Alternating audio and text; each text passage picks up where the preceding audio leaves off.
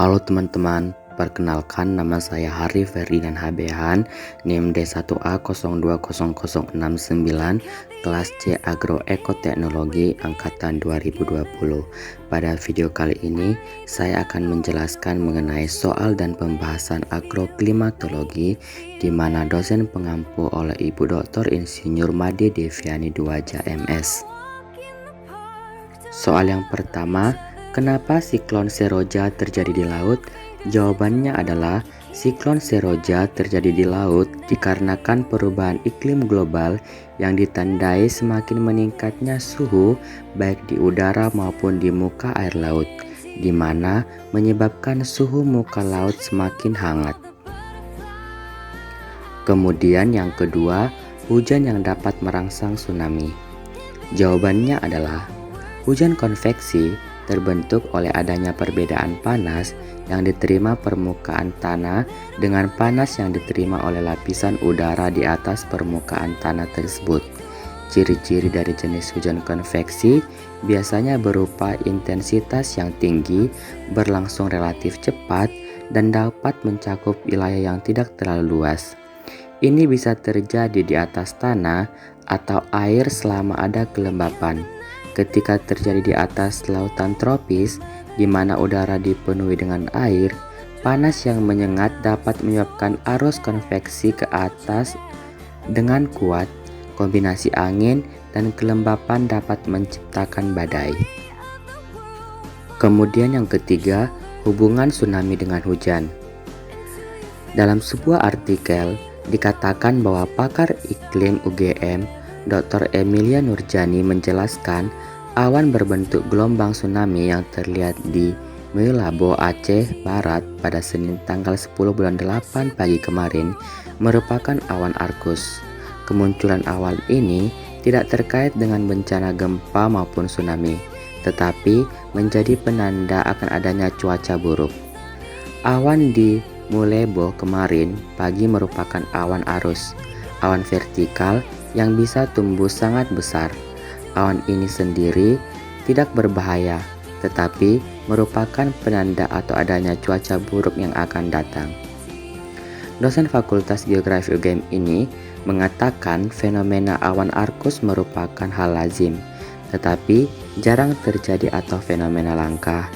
Meskipun awan Arkus tidak berbahaya, tetapi memiliki potensi menimbulkan hujan deras yang disertai dengan petir atau kilat dan angin kencang. Emilia kembali menegaskan bahwa awan Arkus tidak ada kaitannya dengan potensi gempa atau tsunami. Kemunculan awan Arkus ini berhubungan dengan kondisi dinamika di atmosfer. Proses terbentuknya awan ini dicirikan oleh arus naik dan turun yang kuat di dalam awan. Awan terbentuk saat aliran udara dingin turun dari awan mencapai tanah. Udara dingin yang dibawa ke tanah melalui aliran angin bawah tersebut kemudian menyebar secara horizontal di depan sistem awan. Selanjutnya, udara dingin yang lebih berat menyebar dengan cepat di permukaan tanah dan mendorong udara lembab yang lebih hangat ke atmosfer. Kemudian yang keempat ialah pengaruh rumah kaca terhadap pemanasan bumi, yaitu mengancam seluruh ekosistem akibat kenaikan suhu bumi. Mencairnya es di kutub yang juga mengancam ekosistem.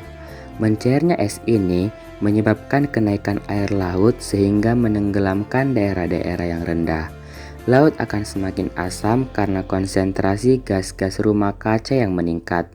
Asamnya air laut akan mematikan terumbu karang dan ekosistem lainnya. Menipisnya lapisan ozon membuat sinar ultraviolet yang berbahaya sampai ke permukaan bumi. Kemudian yang kelima adalah pengaruh gelombang panjang atau gelombang pendek dan hubungannya dengan tsunami. Jawabannya yaitu tidak semua tsunami didahului oleh surutnya air. Tsunami juga dapat langsung dimulai dengan naiknya permukaan air. Hal ini karena tsunami berbentuk gelombang dengan puncak dan lembah. Jika lembah gelombang yang sampai lebih dahulu, permukaan air laut akan menurun. Sebaliknya, puncak gelombang menghasilkan naiknya air laut.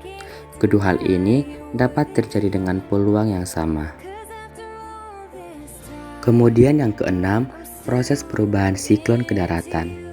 Seperti namanya, siklon tropis tumbuh di perairan sekitar wilayah tropis yang memiliki suhu permukaan laut hangat. Pada awal tahap pembentukannya, suhu permukaan laut yang hangat akan menyebabkan sistem tekanan rendah di wilayah tersebut. Akibatnya, terbentuklah kumpulan awan-awan konvektif atau awan cumulonimbus.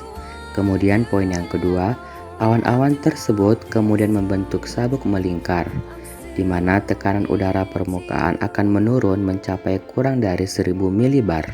Sementara itu, kecepatan angin maksimum akan meningkat hingga mencapai lebih dari 60 km per jam.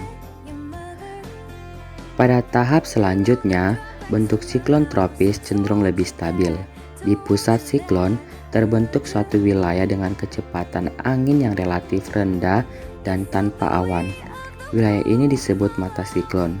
Mata siklon dikelilingi dengan dinding berbentuk cincin yang dapat mencapai ketebalan hingga 16 km. Di wilayah ini juga terdapat kecepatan angin tertinggi dan curah hujan terbesar. Kemudian yang ketujuh yaitu perbedaan laut, lautan, dan samudra. Laut adalah sekumpulan air yang sangat luas di permukaan bumi, memisahkan atau menggabungkan benua atau pulau dengan benua atau pulau lainnya. Kemudian lautan adalah kumpulan air asin yang luas dan berhubungan dengan samudra. Sementara samudra yaitu bentangan air asin yang menutupi cekungan yang sangat luas. Dan adapun singkatan yang sering digunakan dalam penggunaan curah hujan, yang pertama yaitu R besar, di mana merupakan curah hujan tahunan wilayah, sedangkan R kecil merupakan rata-rata curah hujan harian, di mana T merupakan rata-rata temperatur atau suhu tekanan yang disimbolkan dengan derajat Celcius. Kemudian C adalah konstanta, di mana CH merupakan curah hujan dan RH merupakan relative humidity. Demikianlah video soal dan pembahasan agroklimatologi. Saya mengucapkan terima kasih kepada dosen pengampu yang telah membimbing saya, dan saya mengucapkan terima kasih kepada teman-teman semua yang telah menyaksikan video ini. Sekian dan terima kasih.